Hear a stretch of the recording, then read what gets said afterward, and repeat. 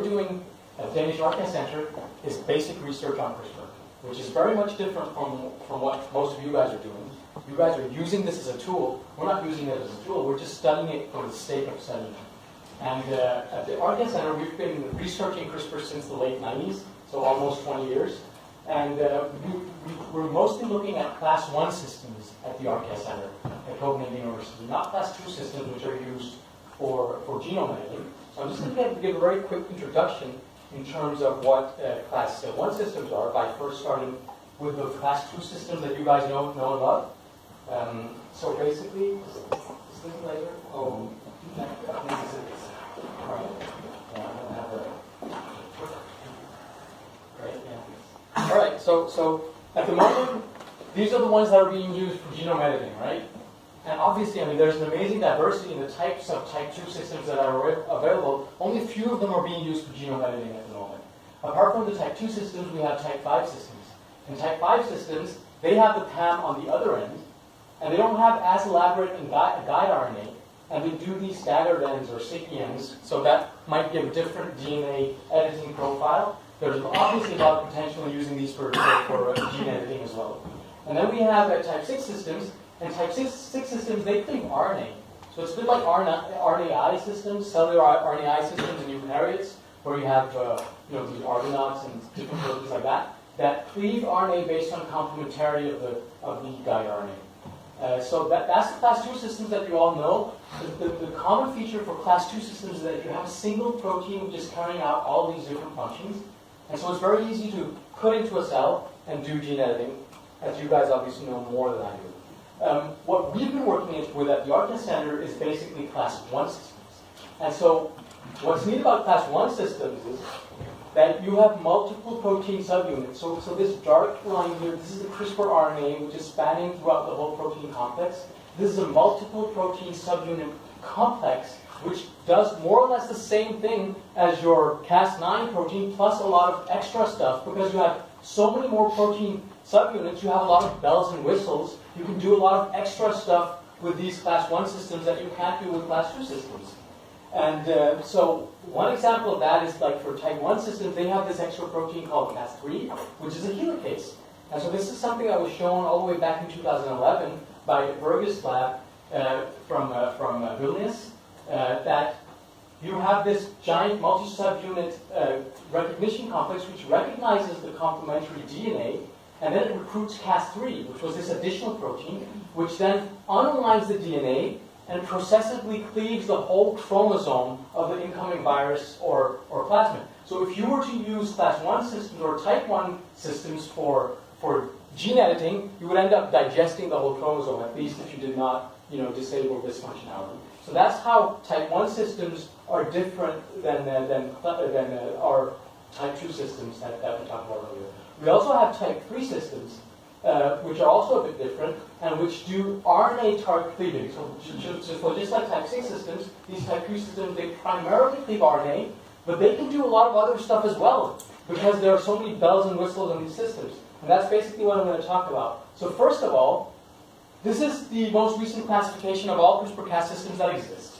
This is the one that's being used for genome editing. These are all the other ones that exist. And obviously, the class 2 systems, which are down here, are very simple and streamlined. You have one protein subunit carrying out the interference activity. The other activities in terms of adding new memory to new viruses and plasmids, which invade the cells. And we have to remember these are immune systems in the bacteria where we took them from, right? So there are also some immune functions that are encoded by the rest of the proteins. As for class 1 systems, this is how they look. There are a lot more genes. All of these genes have different roles. We're just going to do a quick rehash of what the CRISPR-Cas system actually is in a bacterium. So this is a bacterial cell or an archaeal cell. You have a virus which invades, which injects its DNA. Now what happens is that you have these Cas genes down here which encode different functionalities, 3 different functionalities actually. And so the first group of Cas genes here encodes one function, the other group encodes another function, and you have a third function over here. These are the 3 functions. First function, take virus DNA, insert it into the chromosome. Second function, make RNA, cleave that RNA into different small pieces of RNA which match the virus. Third function, if you find complementary, cleave the viral RNA. And this is the part that we're using for genome editing, but we've been studying all of these other stages as well at the ArtCast Center. Um, now, if you, I'm a bioinformatician, I do bioinformatics, I don't do a lot of experimental work. So the way that I'm used to looking at these things is like this thing that I just showed you right here. You know, you have genes over here, maps of genes, and you have trees over here, right? So that's how I normally deal with these systems. And so if you look at a typical system, in a typical archaeon, here you have an interference module, so the genes that are required for interference. Here you have an adaptation module, so the genes that are required for acquiring new spacers against new viruses and pathogens. Here you have a type 3 interference module, so this is kind of a combined locus in an archaeon where you have both a type 1 interference, a type 3 interference, and an adaptation module carrying out all those different functions, right? Now, we were looking at this system in Sulfolobus, which is one of the archaea that we worked on in the Danish Archaea Center. And basically what we have here is a type 1 interference module and an adaptation module. And so this is responsible for taking up new spacers and extending these CRISPR memory loci. And then you have the interference module over here, which is responsible for killing the actual virus. Now, when you take these gene clusters, you take this gene cluster and this gene cluster, and you compare them in a phylogenetic tree, we did that for a number of different archaea which had this same CRISPR-Cas system. What you see is that the tree for the adaptation module is different than the phylogenetic tree for the interference module. And so we were thinking, wow, well, what's going on here? I mean, this is kind of weird. And recently, bit off topic, recently I had my genome sequenced at 23andMe, and what you can do is actually, you can get a phylogenetic tree of yourself. And you don't get one phylogenetic tree, you actually get two, because you have your mother's side and you have your father's side, right? You have the Y chromosome and a mitochondrial DNA. So I have two different phylogenetic trees, as do all of the human beings sitting in this room, or actually most eukaryotes have two phylogenetic trees. Their mom's lineage and their dad's lineage. And so that's something similar that we're seeing going on over here with these CRISPR-Cas systems. It seems that type 1 CRISPR-Cas systems are able to recombine in different combinations of adaptation and interference modules. It's almost like they're having sex, right? This is what defines a eukaryote. So, I mean, it's pretty hot. You have CRISPR systems having sex. I mean, I can't think of anything hotter than that. But basically, what we did was, instead of just looking at Sulfolobus, we looked at all archaea. All archaea. And we did a tree for the interference module and a tree for the adaptation module. And all of the places where you see these labels written in green, that basically means that's where they've been having sex and there's been some recombination. And so one of the most extreme examples of this that we found was, these are two very closely related strains of methanogenic archaea, where you have the adaptation module, which is essentially identical between these two very closely related strains, but you have a completely different subtype of interference module. Here you have type 1D, here you have type 1A, and a type 1G. So it's like they're also promiscuous, you know, they can have several partners at the same time. So this is really cool. What we found, which is really cool about these type 1 systems. Now, the next thing I want to talk about is the type 3 systems. Now, type 3 systems are really interesting in their own right. And part of the reason for that is, here's a type 3 system that we were working on in Sulfolobus. And you have the type 3 system, which is encoded by these genes. And this will go and cleave viral RNA if there's a virus that infects the cell. It will cleave the viral RNA. It can also cleave viral DNA. So it's kind of like a Swiss Army knife, because the CMR2's catalytic subunit has RNase activity, no, DNA activity, and this one has RNase activity. Apart from that, you have this upstream gene called CSX1. And what we found is, when we delete this gene, we delete it. This complex just carries out its normal RNA cleavage activity. When you have that gene, then the cell commits suicide. So basically, if you get infected by a virus against which you have a matching spacer, the cell just says, okay, you're right, I'm just going to pull a plug on this thing, I'm going to commit suicide. And that's what this protein does. So it's kind of like an extra protein, which gives you some additional functionality, something that the bare bone complex was not able to do, but by having this protein, you're able to do it. And the way that these two systems communicate, this is something that Berge's lab has recently shown from Vilnius University, is that CMR2 is producing some signal which is recognized by this protein and which then pulls the plug on the cell. And that signal is not only recognized by this protein, or this gene, the protein encoded by this gene, but also all kinds of other proteins in the cell. For example, the type 1 system that we already know has some transcriptional regulators. And these transcriptional regulators are activated by the signal produced by the type 3 system that we saw before, so that when the type 3 system senses an invader, then it activates the type 1 system, which is more efficient at degrading the DNA because it has the Cas3 helicase that we talked about, right? This has all been shown by different papers in the Copenhagen lab, in addition to the paper, a number of papers from the Vilnius lab.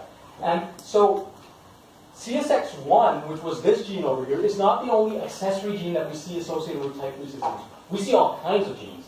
For example, we see all these genes. You know, this is using comparative genomics, bioinformatics again. We were able to find that we do not only see CSX1, but there are all kinds of additional genes. And they carry all kinds of additional functions along with the type 3 core type 3 system. We don't know what most of these genes do at the moment. We have some idea. Some of them are like helicases and nucleases and stuff like that, right? We made this entire table with genes that we see that are associated with type 3 systems, and we just recently published this. This is an enormous table. It's double the length of what I'm showing here. And so this is recently been published, and this is kind of what we're seeing for type 3 systems, where type 1 systems can kind of recombine. Type 3 systems can extend their functionality with additional proteins, kind of like you can extend the functionality of your laptop with different USB devices. So the conclusions for this is basically, it seems that there are multiple independent mechanisms that create diversity within CRISPR-Cas defense systems.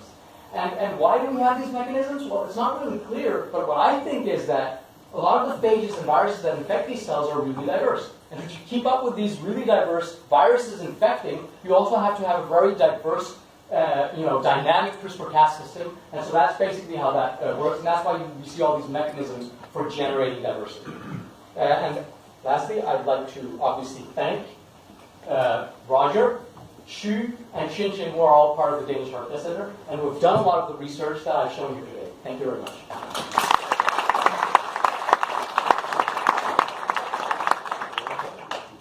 Okay, so questions? Having that CSX1 protein is kind of counterintuitive of an immune system, don't you think? Like pulling the plug on something that's supposed to help That's a you good question. stay alive. Yeah, I mean the interesting thing is with us, if we get ill, we can either die or our immune system cures us, right? And then we get to live. With a bacteria or archaea, one cell committing suicide can actually be a benefit for the community. That's not the case with multicellular organisms. With multicellular organisms, you want the whole thing to survive. But with bacteria and archaea, which is single cellular, it can be beneficial to just kill off one cell so the rest of them can thrive. But does that mean that the viral DNA is also lost in that process? That's a good question. We don't know. I guess, maybe. We don't know. Yes, you showed that compared to the Cas9 system, where all functions are combined in one protein, now you have all these different proteins. Yes. So is it now possible with this data to shuffle together a new Cas system with defined feature? For example, DNA cleavage in mammalian cells, and if this does not work, then the cell will commit suicide. Yeah, I think that's very much possible, but it's very far into the future. We need to do a lot more research into class 1 systems. But I think that it is possible in the future. I think it's very far in the future. Okay. So, in addition, you showed that actually there are many auxiliary genes associated with type 3 CRISPR system. So, why specifically this Cas3 and not this type 1 and type 2? Yeah, I think it's a very good question. I keep wondering about this. I think there's something about type 3 systems that makes them very open-ended. There may be kind of a general purpose RNA interference platform on which you can piggyback other functionality. Whereas type 1 systems seem to be more streamlined against killing viruses. So you have the Cas3 which unwinds the viral DNA and just cleaves it, right? Type 3 systems are more careful in the way that they interfere, a bit like type 2 systems actually. And so that carefulness enables it to be extended by other kinds of functionality because the core functionality isn't that dedicated or isn't that streamlined. So you can add other functionality onto that. That's one possibility. Another possibility is that type 3 systems are kind of the progenitor or the common ancestor or the ancestral form of all class 1 systems. And so that's where we see most of the diversity in terms of functionality. It's a bit like human beings. We all came from Africa, right? Our Africa. So in African human beings, that's where we see most of the genetic diversity. So it might be the same that type 3 systems are kind of the progenitor of all class 1 systems.